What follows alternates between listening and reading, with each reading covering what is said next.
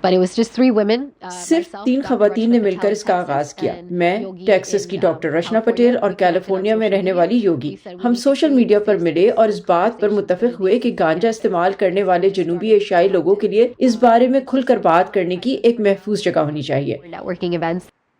मिलिए रियासत new Jersey की लॉयर और देसी कैनबिस कलेक्टिव ग्रुप की फाउंडर चिराली पटेल से, जो खुद भी गांजा इस्तेमाल करती हैं। उनके मुताबिक इस पौधे से निकाले जाने वाले मवाद का इस्तेमाल दवाइयां तैयार करने के लिए किया जा सकता है। ये बिल्कुल एक गेम चेंजर है। तो मुझे ये एहसास हुआ कि मैं अपनी लॉ डिग्री का इस्तेमाल गांजा या भंग के बारे में आगाही फैलाने के लिए करूं। मैंने अपने इर्द गिर्द के लोगों को देखा जो प्रिस्क्रिप्शन पर मिलने वाली दवाइयों या दूसरी खतरनाक दवाइयों के नशे का शिकार थे। तो मुझे लगा कि इस बारे में मुझे कोई इक़दामात करने पड़ेंगे। देसी कैनबिस कलेक्टिव के ज्यादातर मेंबर्स सेकंड जनरेशन भारतीय अमेरिकी हैं, लेकिन कुछ जुनूबी एशिया के दूसरे ममालिक से भी ताल्लुक रखते हैं। कलेक्टिव की जानिब से इस साल हिंदू त्योहार शिवरात्रि को मनाने के लिए एक अनोखी पार्टी रखी गई थी, जिसमें कलेक्टिव के कई मेंबर्स से हमारी मुलाकात हुई। इनमें से कुछ गांजे का इस्तेमाल सिर्फ तफरी के लिए कर रहे हैं, तो कुछ इसे बिजनेस अपॉर्चुनिटी की तरह देख रहे हैं।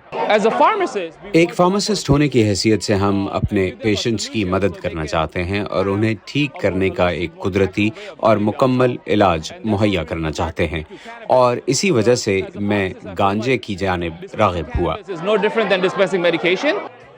देसी कैनबिस कलेक्टिव की इवेंट में हमें कुछ मेंबर्स ने यह भी बताया कि जुनूबी एशियाई ममालिक में भांग या गांजे पर पाबंदियों का आगाज खित्ते पर अंग्रेजों की हुकूमत के दौरान हुआ। वो कहते हैं कि न्यूयॉर्क, न्यू जर्सी और कनेटिकट जैसी 22 अमेरिकी रियासतों में कानूनी होने के बावजूद जुनूबी एशियाई कम्युनिटी में अभी भी गांजे का इस्तेमाल एक बुरी आदत समझा जाता है। गांजे से मुंसलिक रुस्वाई के बारे में मेरे अपने खानदान में कोई तब्दीली नहीं आई है और वो इसे पसंद नहीं करते। मुझे लगता है कि गांजे के आयुर्वेदिक फ़ायदों का इल्म पिछली 2 नस्लों में मौजूद नहीं है, क्योंकि 2 नस्ल पहले ही अंग्रेज़ों ने जनूबी एशिया पर अपना कब्जा जमाया था। लेकिन देसी कैनबिस कलेक्टिव के मेंबर्स समझते हैं कि नशे की आदत डालने वाली दूसरी चीजों की तरह ही गांजे के इस्तेमाल को भी रेगुलेट किया जाना चाहिए।